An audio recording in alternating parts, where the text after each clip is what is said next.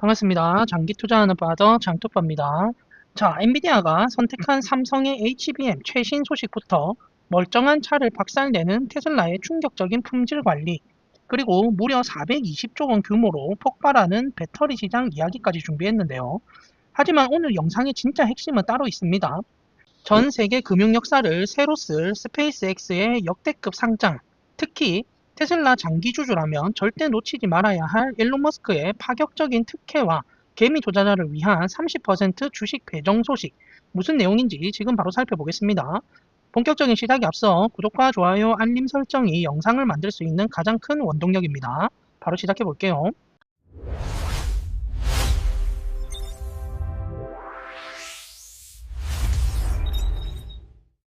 자, 요즘 인공지능 때문에 가장 뜨거운 부품이 바로 HBM, 고대역폭 메모리죠.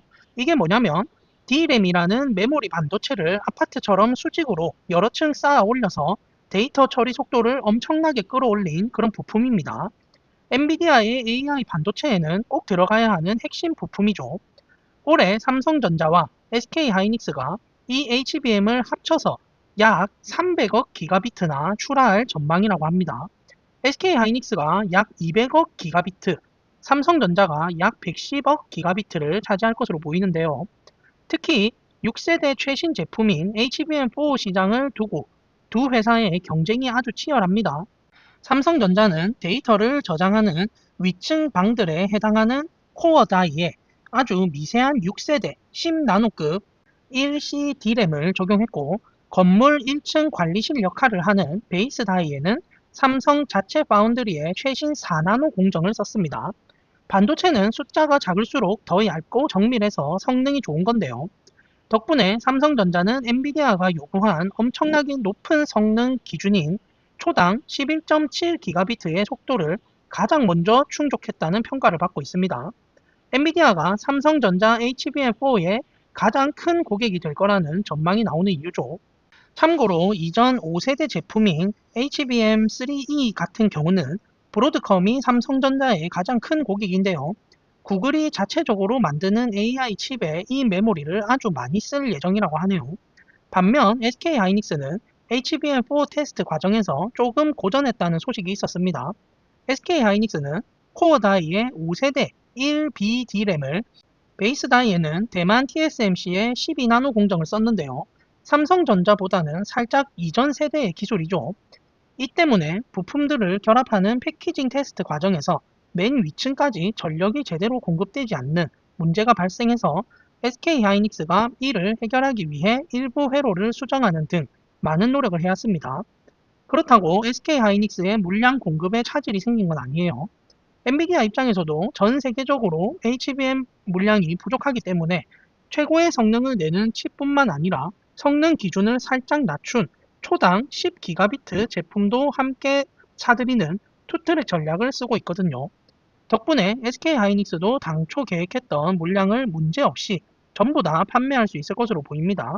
결국 종합해보면 워낙 수요가 폭발적이라 삼성전자와 SK하이닉스 두 회사 모두 계획된 물량이 무난하게 완판될 것이라는 게 업계의 공통된 의견이에요.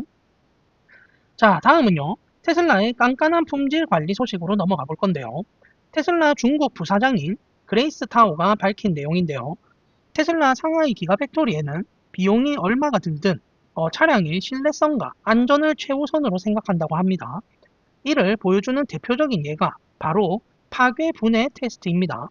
테슬라 품질 관리팀은 도색이나 부품 조립이 되기 전에 뼈대만 있는 상태인 일명 백골 차체를 무작위로 골라서 일부러 부수고 분해해버린다고 해요. 왜 멀쩡한 차 뼈대를 부술까요? 자동차가 견딜 수 있는 최대 한계치나 눈에 보이지 않는 결함을 가장 정확하게 알아내기 위해서라고 합니다. 예를 들어서 테슬라 모델 Y 뼈대에는 약 3,000개의 용접을 한 점과 400개가 넘는 접착 부위가 있는데요. 테슬라 연구원들은 금속을 이어 붙인 모양이나 두께 등을 아주 세밀하게 검사해서 뼈대가 얼마나 튼튼한지, 시간이 지나도 녹이 슬지는 않는지 극한의 상황을 가정해 꼼꼼히 점검한다고 합니다. 물론 테스트에 쓰인 이 차체는 전부 폐기해야 하니까 테슬라 입장에서는 당장 비용 손실이 크겠죠. 하지만 이 파괴 과정에서 얻은 결함이나 한계치 데이터들을 자동차를 설계하고 만드는 시스템에 다시 반영한다고 해요. 테스트를 거듭할수록 다음에 생산되는 테슬라 차량들의 뼈대는 계속해서 진화하고 훨씬 더 튼튼해지는 선순환 구조를 만드는 거죠. 보통 소비자들은 화려한 디스플레이나 외관 디자인에 먼저 주목하지만 테슬라는 이렇게 눈에 보이지 않는 수천 개의 용접 부위까지 집요하게 관리하면서 테슬라 차량이 언제나 믿음직한 동반자가 될 수 있도록 엄청난 투자를 하고 있다고 보시면 되겠습니다. 자, 그럼 이어서요. 테슬라의 또 다른 핵심 사업이자 미래 먹거리로 꼽히는 거대한 배터리 시장에 대한 이야기인데요. 글로벌 시장 조사 기관인 머돌 인텔리전스에서 발표한 내용인데요. 국가 전력망에 쓰이는 엄청나게 큰 에너지 저장 장치, 즉 전력망 규모 배터리 시장이 앞으로 5에서 6년 안에 폭발적으로 커질 것이라고 합니다.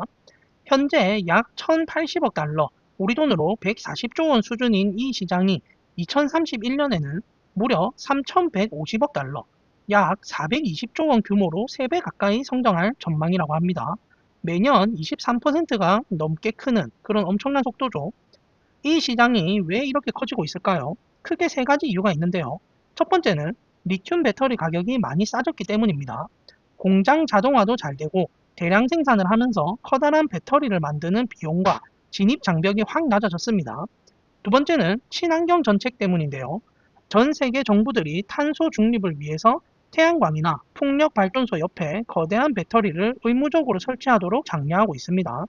세 번째는 전력망을 안정적으로 유지해야 하기 때문인데요. 태양광이나 풍력은 해가 지거나 날씨가 안 좋으면 전기를 못 만들잖아요. 그래서 전기가 많이 만들어질 때 거대한 배터리에 잉여 전력을 저장해뒀다가 전기가 부족할 때 방출해서 정전을 막고 전압을 일정하게 유지하는 거예요. 쉽게 말해 현대 국가 전력망이 거대한 필수 보조 배터리 역할을 하는 거죠. 현재는 주로 LFP나 NMC 같은 리튬 이온 배터리가 많이 쓰이고 있지만 앞으로는 나트륨 이온이나 전고체 배터리 같은 차세대 기술도 속속 등장하고 있습니다. 지역별로 보면 중국, 우리나라, 일본이 있는 아시아 태평양 지역이 강력한 제조 공장들을 바탕으로 전 세계 시장을 압도적으로 이끌고 있고요. 북미 지역도 미국 캘리포니아와 텍사스를 중심으로 대규모 설치가 늘어나며 빠르게 뒤쫓고 있습니다. 이 거대한 시장을 잡기 위해서 테슬라의 메가팩 사업뿐만 아니라 우리나라의 LG 엔솔, 그리고 삼성 SDI, 그리고 파나소닉, 중국의 CATL이나 BYD 같은 익숙한 글로벌 배터리 기업들이 치열하게 주도권 경쟁을 펼치고 있습니다. 지금까지는 전기차가 배터리 산업을 이끌어왔다면 앞으로는 이 전력망 배터리가 테슬라와 국내 배터리 기업들에게 수백조 원짜리 새로운 거대한 성장 엔진이 될 것으로 보입니다. 자, 그럼 화제를 돌려서요. 미국의 거대 항공사인 아메리칸 항공의 기내 서비스 대대적 업그레이드 소식인데요. 세계 최대 항공사 중 하나인 아메리칸 항공이 소형 여객기의 기내 와이파이 품질을 획기적으로 높이기 위해 일론 머스크의 스페이스X가 운영하는 스타링크, 그리고 아마존의 저궤도 위성 통신 서비스와 논의를 진행 중이라고 합니다. 가장 눈에 띄는 변화는 바로 좌석 모니터의 부활인데요. 약 10년 전에는 기체 무게와 비용을 줄이기 위해서, 그리고 승객들이 각자 스마트폰을 사용할 것이라는 판단하에 좌석 뒤 화면을 없앴는데요. 빠르면 다음 달에 이 모니터를 다시 설치하는 방안이 최종 결정될 수 있다고 합니다. 여기에 더해 아마존과의 협력을 통해서 기내 시스템에서 아마존 프라임 비디오를 시청하고 음악을 스트리밍하는 것은 물론 좌석에 앉아 항공사 마일리지로 직접 쇼핑까지 할 수 있는 기능 도입을 논의 중이라고 합니다. 자, 이런 아메리칸 항공의 움직임은 프리미엄 기내 경험에 막대한 투자를 해온 델타 항공과 유나이티드 항공에 대응하기 위해서인데요. 이미 주요 경쟁사들은 스타링크 도입을 확정 지은 상태거든요. 다만 아메리칸 항공은 790대가 넘는 기존 항공기를 운영 중이고 280대의 신규 항공기를 주문해둔 상태라서 이 수많은 비행기를 모두 개조하고 시스템을 장착하려면 막대한 투자금과 수년의 시간이 필요할 것으로 보입니다.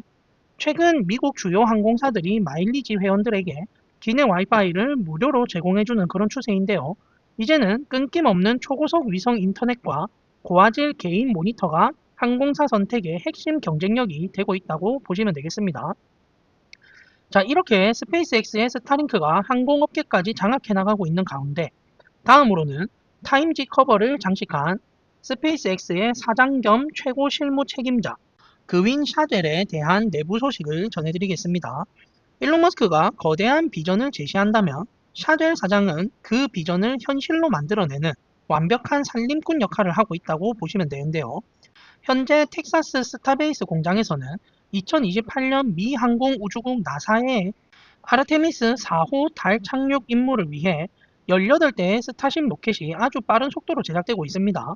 스타쉽은 과거 아폴로 시대의 세턴 5 로켓보다 2배 이상의 추진력을 내는 엄청난 로켓인데요. 제프 베이조스의 블루 오리진이 경쟁사로 압박하는 상황 속에서도 샤델 사장은 2년 안에 이 18대의 스타쉽을 모두 쏘아 올리겠다는 강한 자신감을 보이고 있어요. 여기서 주목할 만한 엄청난 비즈니스 변화가 있는데요. 바로 스페이스X가 일론 머스크의 인공지능 기업인 xAI와 합병하면서 기업 가치를 무려 1조 2,500억 달러로 인정받았다는 점이죠. 스페이스X는 인공지능 위성 100만 개를 띄워 우주의 거대한 분산형 데이터 센터를 구축할 계획인데요. 지구의 데이터 센터가 막대한 전력과 냉각수를 소모하는 문제를 우주에서 해결하겠다는 거죠. 더 나아가서 10년, 빠르면 5년 안에 달에 인류 정착지를 세우고 이 인공지능 위성 제조 시설을 달에 직접 구축하겠다는 목표로 단기 집중 과제가 전환됐습니다. 스페이스X의 무게 중심이 화성 개척에서 달 정착과 산업화로 확실히 이동한 모습이죠. 또한 1,000만 명의 가입자를 확보한 스타링크는 우크라이나나 가자 지구 같은 글로벌 분쟁 지역에서 핵심 통신망으로 쓰이며 막대한 지정학적 영향력을 행사하고 있습니다. 일론 머스크가 잦은 정치적 논란을 몰고 다닐 때 샤델 사장은 2만 3천 명의 직원들이 본업에 집중하도록 중심을 잡고 까다로운 정부기관의 규제를 조율하면서 지정학적 리스크를 피하는 실질적인 리더십을 보여주고 있는 겁니다. 스페이스X가 이렇게 엄청난 기업으로 성장하고 있는 만큼 투자자들의 관심도 엄청 뜨거운데요. 오늘 마지막 소식은 바로 이 스페이스X의 역대급 기업 공개, 즉 IPO에 관한 내용입니다. 일론 머스크가 다가오는 스페이스X 상장에서 전통적인 월스트리트의 방식을 완전히 깨버릴 파격적인 계획을 세우고 있다고 하는데요. 기업 공개란 외부 투자자가 주식을 살 수 있도록 기업이 처음으로 증권 시장에 상장하는 것을 말합니다. 통상적으로 미국 IPO 시장에서 우리 같은 일반 개인 투자자, 이른바 개미 투자자에게 배정되는 주식 물량은 전체의 5에서 10%에 불과합니다.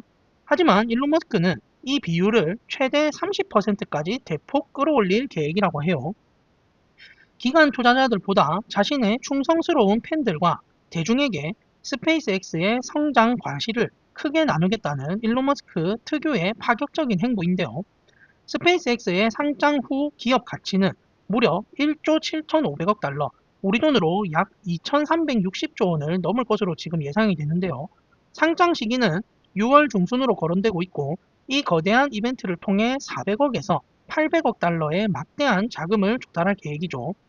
세계 금융 역사상 가장 거대한 규모의 상장이 될 가능성이 높은데 일론 머스크는 단순히 주식만 파는 것을 넘어서 투자자들에게 스페이스X 제조 시설 투어나 로켓 발사 현장을 직접 관람하는 혜택까지 검토 중이라고 합니다. 특히 테슬라에 장기 투자한 주주들이나 과거 트위터 인수를 도왔던 투자자들에게 스페이스X 주식을 우선 배정하는 방안도 논의되고 있다고 해요. 5년 이상 된 주주에게 우선권을 준다는 이야기가 아직 확정되지는 않았지만 조만간 구체적인 언급이 나올 것으로 보입니다. 그리고 상장 직후에 주가가 폭락하는 것을 막기 위해 초기 투자자들이 일정 기간 주식을 팔지 못하게 묶어두는 보호 예수 기간을 일반적인 6개월보다 훨씬 길게 설정하는 방안도 검토 중이라고 합니다. 일론 머스크는 은행들끼리 경쟁시키는 대신에 뱅크 오브 아메리카에게 미국 개인 투자자 물량을 총괄하게 하고 모건 스탠리는 소액 일반 개인 투자자, UBS는 해외 고액 투자자를 담당하도록 구체적인 역할을 직접 지정해줬습니다. 한국에 있는 우리 투자자들도 국내 증권사의 미국 IPO 청약 서비스를 통해 신청이 가능할 것으로 지금 예상이 되고 있는데 아직 정확한 방식은 확정되지 않은 상태고요. 일론 머스크가 스페이스X 상장을 테슬라 장기 투자자들을 포함한 개인 투자자들의 지지를 하나로 묶는 거대한 이벤트로 기획하고 있는 만큼 앞으로 어떤 구체적인 수혜가 연결될지 계속해서 한번 지켜봐야 할 것 같습니다. 자, 오늘 제가 준비한 소식은 여기까지고요. 오늘 소식에 대해 구독자님들은 어떤 생각이 드셨는지 자유롭게 댓글로 남겨주시면 함께 이야기 나눠보겠습니다. 이상으로 저는 장기 투자하는 바더 장투바였습니다. 감사합니다.